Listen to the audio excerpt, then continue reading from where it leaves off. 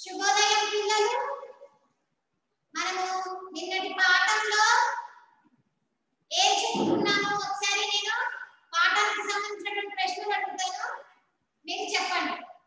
పాఠానికి సంబంధించిన ప్రశ్నలు అడుగుతాను, మీరు చెప్పండి.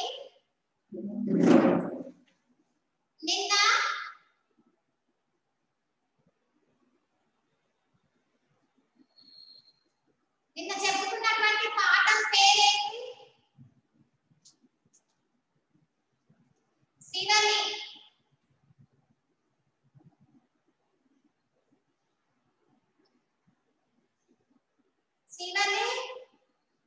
నిన్న చెప్పుకున్నటువంటి పాఠం పేరు భాగీష్, పార్వతి, వర్ష, బంగారు కమలం. నిన్న చెప్పుకున్నటువంటి పాఠం పేరు చిన్నది.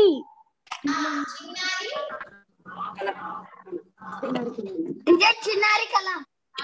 చిన్నారి కళ అనే పాఠాన్ని చెప్పుకున్నాం. మరి చిన్నారి కళ అనే పాఠంలో సంచులు వేటి గురించి చెప్పాయి? అంటే ఏ వస్తువులను వాడొద్దని చెప్పాయి? ప్లాస్టిక్ వస్తువులు. ప్లాస్టిక్ వస్తువులు. అలాగే ఏ వస్తువులను ఉపయోగించాలి? టీచర్ పాతది, భాగీష్, వీడియో ఆన్ చేయండి. వీడియో ఆన్ పెట్టండి. భాగీష్, టీచర్ ప్లాస్టిక్ వస్తువులకి బదులుగా ఏ వస్తువులను ఉపయోగించాలి? కాగితం వస్తువులు. Very good. పాతది వీడియో ఆన్ పెట్టండి. మరి మనము ప్రకృతిలో మనకి కాలుష్యం తగ్గాలి అంటే వేటిని పెంచాలి? అలాగే పుట్టినరోజు రోజు వాళ్ళ నాన్న బాబుతో ఏం ఆడించాడు? నిన్నటి పాఠంలోనే ఉన్నది. మొక్క టీచర్.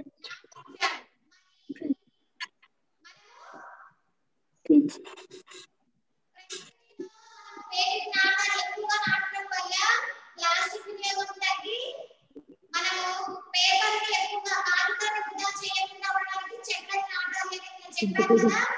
మనకి అవసరమైనంత వరకు మాత్రమే వనరులను ఉపయోగించుకోవాలి అని నిన్నటి పాఠంలో తెలుసుకున్నాము.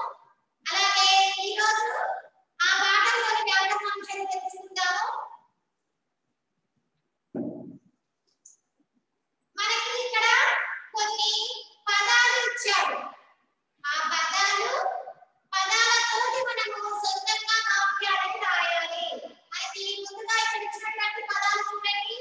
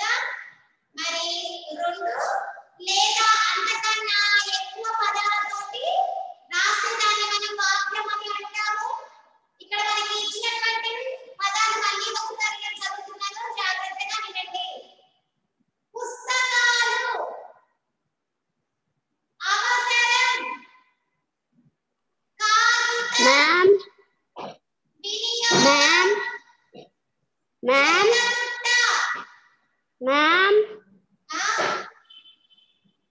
నేను మొన్న రాలే మ్యామ్ ఆన్లైన్ క్లాస్ కి తెలీదు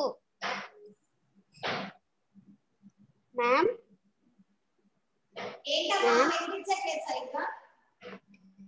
నేను మొన్న రాలేదు మ్యామ్ ఆన్లైన్ క్లాస్ కి. సరే సరే, అది పాఠము తర్వాత మళ్ళీ ఒకసారి రిఫరెన్స్ వీడియోలో చూడు. నేను కేవలం ఇక్కడ బోర్డు మీద రాసినటువంటి పదాలతోటి మనకు సొంతంగా వాక్యాలు ఎలా రాయాలో చెప్తున్నాను, అది వినండి. ఇక్కడ నోట్బుక్ లో రాయొచ్చా? ఏంటమ్మా? నోట్బుక్ లో రాసుకోండి, నోట్బుక్ లో అయినా రాసుకోండి, లేదా మీ దగ్గర ఉన్నటువంటి నోట్స్ లో రాసుకోండి. సరే మ్యామ్ రాస్తున్నాను. క్లియర్ గా కనిపించదు. ప్లాస్టిక్ ముక్కు ఫోటో పెట్టడం అక్కడ ఇచ్చినటువంటి పదాలతో మనం సొంతంగా వాక్యాలని రాయాలి. ఒకసారి ఫోటో పెట్టారా? ఫోటో పెట్టారా? కనిపించట్లేదు మ్యామ్. ఫోటో పెట్టారా? ఫోటో కనిపించట్లేదు సరిగ్గా బోర్డు.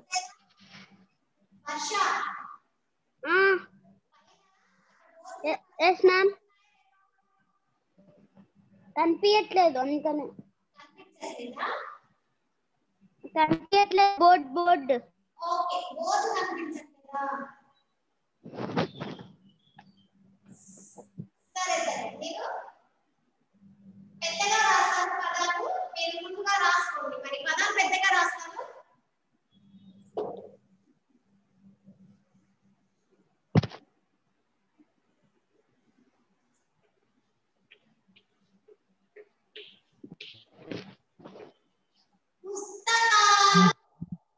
కనిపిస్తుందా వర్ష? కనిపిస్తుంది మ్యామ్.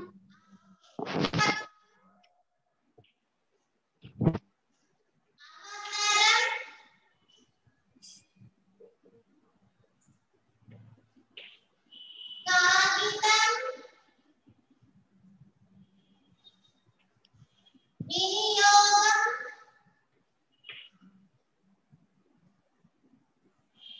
చెత్త బుట్ట,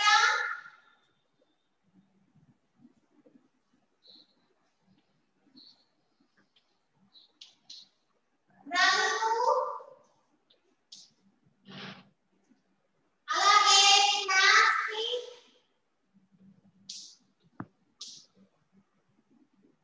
ప్లాస్టిక్, ముక్కు, భూమి,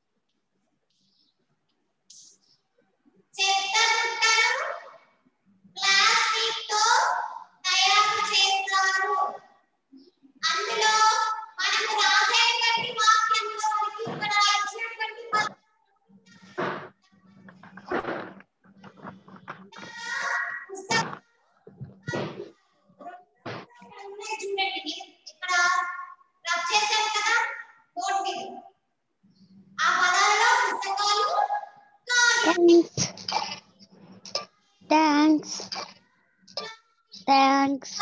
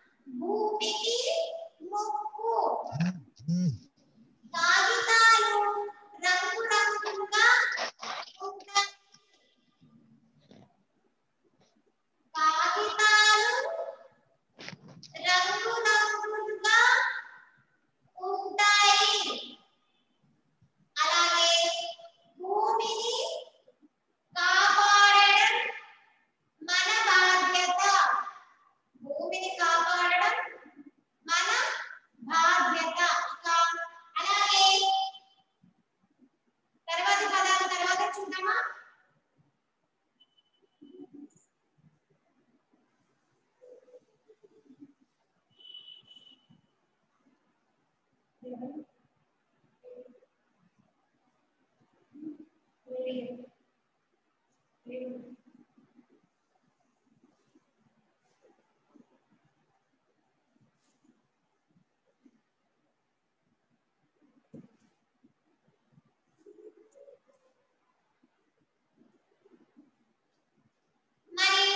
పాఠంలోని పాప పేరు గుర్తుందా మనకి? నిన్నటి పాఠంలో చెప్పుకున్నాము. మరి చిన్నారి కళ అనే పాఠంలో కళ ఎవరికి వచ్చింది? ఏ అమ్మాయికి? ఆ అమ్మాయి పేరేంటి? ప్రజ్ఞ. అవునా? మరి ప్రజ్ఞ అనే జ్ఞ అనే అక్షరాన్ని ఉపయోగించి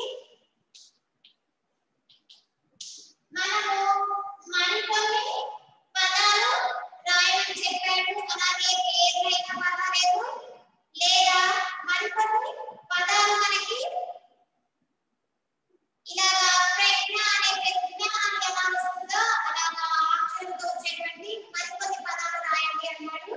మనకి తెలిసినటువంటివి ఆజ్ఞ, అలాగే మనోజ్ఞ, పేరు మనోజ్ఞ అనే పేరు కూడా ఉంది. అలాగే ప్రతిజ్ఞ,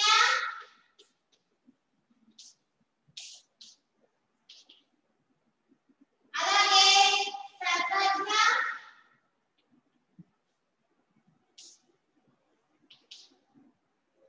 అలాగే రసజ్ఞ.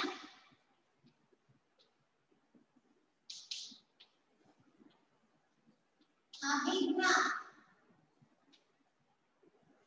మనము ఇలాగా జ్ఞాతో కొన్ని పేర్లు కూడా మనం చూస్తాము. అభిజ్ఞ అనే పేరు కూడా ఉంటుంది. అలాగే ఇక్కడ మనకి పాఠంలో ఉన్నటువంటి పాప పేరు ప్రజ్ఞ. మరి జ్ఞ అనే అక్షరాన్ని ఉపయోగించి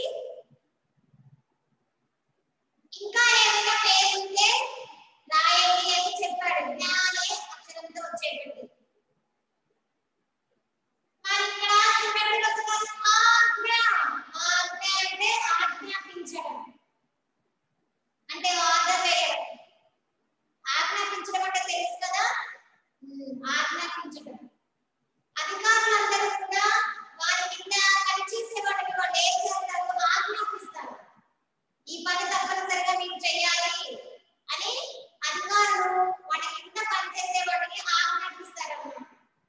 దానిని మనం ఆజ్ఞ అని అంటాము. మనోజ్ఞ అనేది పేరు. మనోజ్ఞ అనేది పేరు.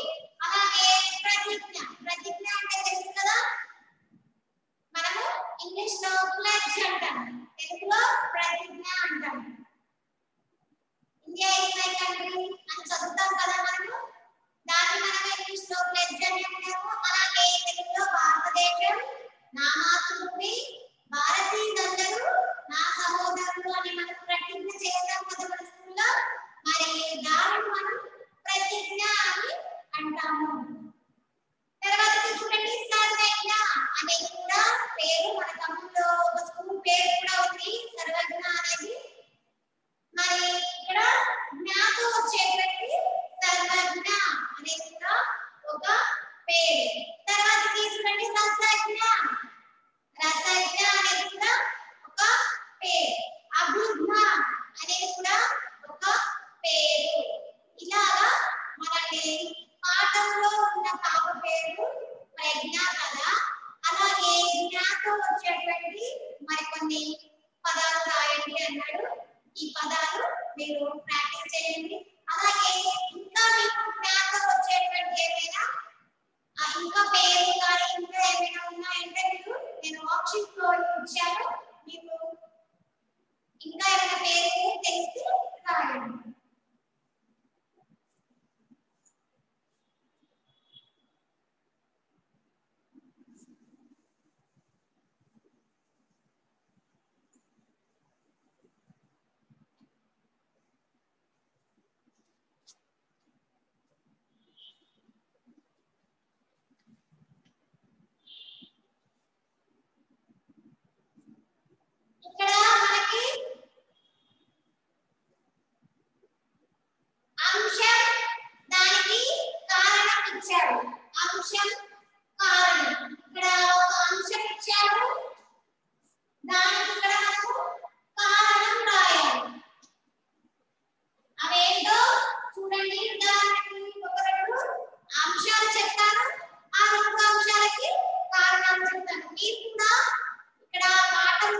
వచ్చినటువంటి అంశాలు వాటికి కారణాలు ప్రాక్టీస్ చేయండి.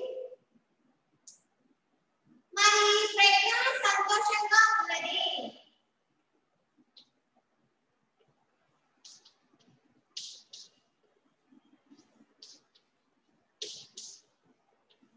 ప్రజ్ఞ సంతోషంగా ఉన్నది. మరి ప్రజ్ఞ సంతోషంగా ఎందుకు ఉన్నది? దానికి కారణం ఏమిటి? ఆమెకి కొత్త పుస్తకాలు రావడం వలన.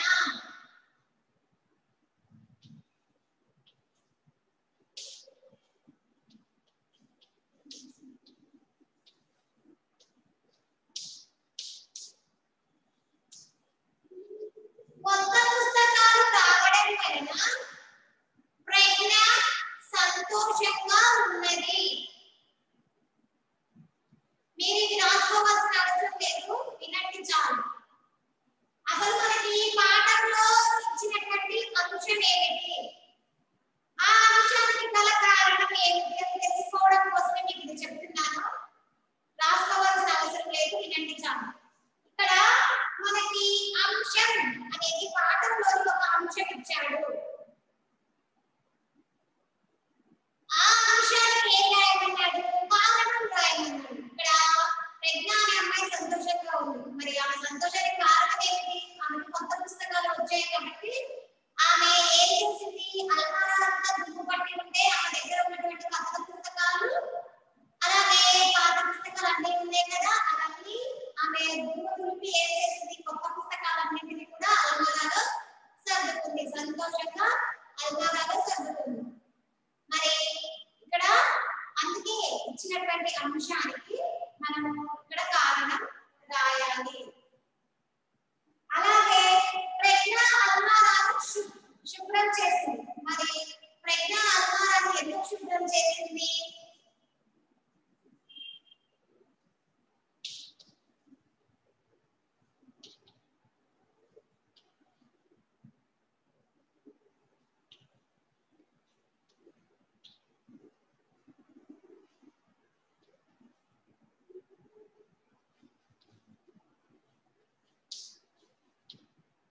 ప్రజ్ఞ అల్మారాను శుభ్రం చేసింది అనే అంశం. మరి మనం కూడా ఒకవేళ మన ఇంట్లో ఉన్నటువంటి అల్మారాలు కానీ ఇంకా ఏమైనా వస్తువులను కానీ మనం ఎందుకు సర్దుతాము? దుమ్ము ధూళి ఉండటం వల్ల, అవునా? మరి ప్రజ్ఞ కూడా అల్మారాను ఎందుకు శుభ్రం చేసింది? దుమ్ముతో నిండి ఉండడం వలన.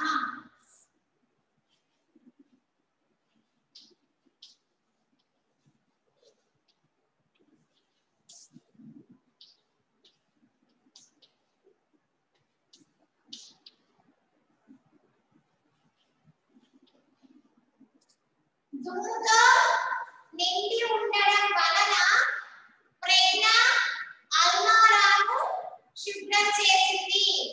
ప్రజ్ఞ అల్మారాని దుమ్ముతో నిండి ఉండడం వలన శుభ్రం చేసింది.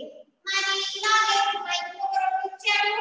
చెత్తబుట్టలో కాగితపు సంచులు ప్రజ్ఞ తీసింది. మరి కాగితపు సంచులు చెత్తబుట్టలోని ఎందుకు తీసింది? ఆమె ప్లాస్టిక్ వల్ల కలిగేటువంటి నష్టం తెలుసుకుంది కదా. మరి కాబట్టి ఆమె ఏం చేసింది? ఆ కాగితపు సంచులు తీసి మన జాగ్రత్తగా పెట్టు. సీను వేప మొక్క నాటాడు. మరి సీను వేప మొక్క ఎందుకు నాటాడు? అక్కడ వాళ్ళ అబ్బాయికి పుట్టినరోజు సందర్భంగా వేప మొక్కని నాటాడు. ఇలాగా ఇచ్చినటువంటి అంశానికి దానికి గల కారణం ఏంటో రాయాలి. అలాగే నేను నిన్న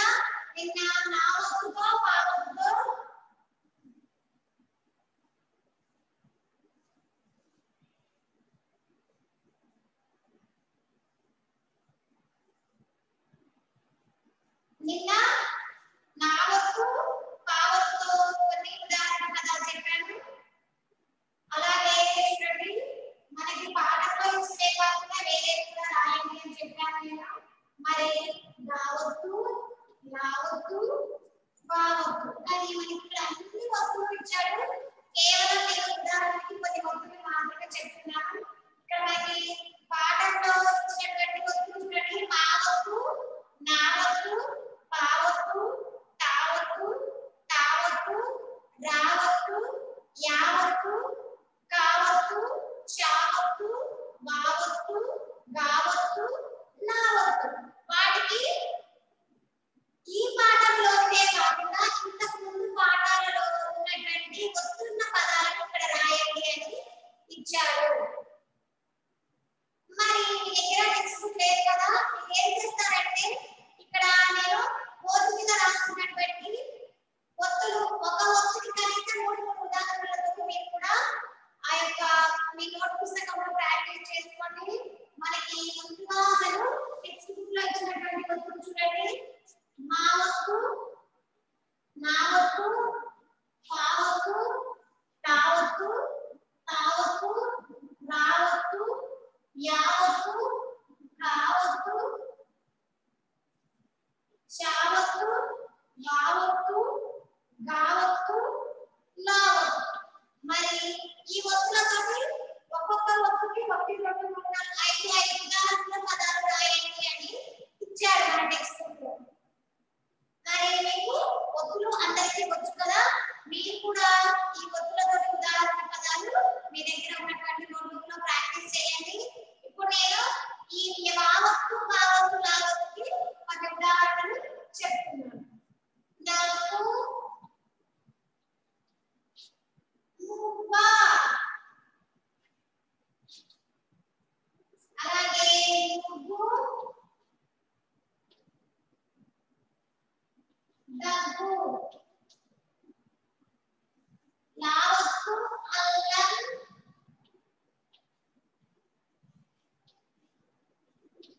బెల్లం, అలాగే లావత్తు, లావత్తే కాకుండా వేరే పదాలు కూడా రాయొచ్చు. ప్లాస్టిక్, బాకి ఏంటంటే సేపాకి, లావత్తు, ప్లాస్టిక్. అలాగే కూరల్లో ఇలాగా మనము అక్షరం వేరేదైనా ఇక్కడ పానే పది సేపాకి లావత్తు ఇచ్చేటువంటి పదాలు వచ్చాయి. అవునా, వస్తున్నటువంటి పదం వచ్చింది. అలా అయినా రాయండి, లేకపోతే లాకు వస్తున్నటువంటి పదాలైనా రాయండి. ఇక్కడ మీకు బోర్డు మీద ఉన్నటువంటి ఒత్తులకి తప్పనిసరిగా కనీసం ఒక్కొక్క వస్తువుకి 3 ఉదాహరణ పదాలు రాయండి. మీ దగ్గర ఉన్నటువంటి నోట్ పుస్తకంలో ప్రాక్టీస్ చేయండి. అలాగే ఇందులో ఇంకా క్రియ, మళ్ళీ భాష గురించి తెలుసుకుందామని అందులో క్రియ అని ఇచ్చాడు. నామవాచకం, సర్వనామం, క్రియ.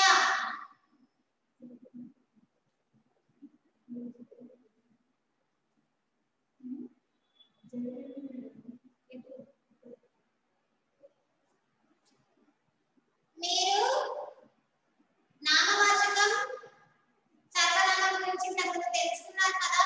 మరి ఇంకా క్రియ రేపు చెప్తాను. నేను రేపటి పాఠం రేపటి క్లాస్ లో క్రియ గురించి తెలుసుకున్నాము. అలాగే నామవాచకం, సర్వనామం ఇంకా ఏదైనా పాఠాలు ఉంటే నామవాచకం, సర్వనామం కూడా రేపు వ్యాకరణ అంశాలలో క్రియ అనేది కూడా ఈ 3 అంశాలు రేపు చెప్పుకున్నాము. మరి ఈ రోజు చెప్పినటువంటి చిన్నారి కథ అనే పాఠంలో ఇచ్చినటువంటి పైన ఇచ్చినటువంటి పదాలు 2 పదాలు ఉపయోగించి వాటికి వాక్యాలు రాయడం, అలాగే ఇప్పుడు ఒక అంశానికి ఆ అంశానికి ఏదైతే కారణం ఉందో ఆ కారణాలు రాయడం కూడా చెప్పాను కదా. ఇక్కడ ఇచ్చినటువంటి ఒత్తులు వాటికి ఉదాహరణ రాయమని చెప్పాము. మరి మీరు కూడా ఇది ప్రాక్టీస్ చేయండి. తర్వాతి క్లాస్ లో మళ్ళీ వ్యాకరణ అంశాలు చెప్పుకుందాము. వర్క్షీట్ అందరూ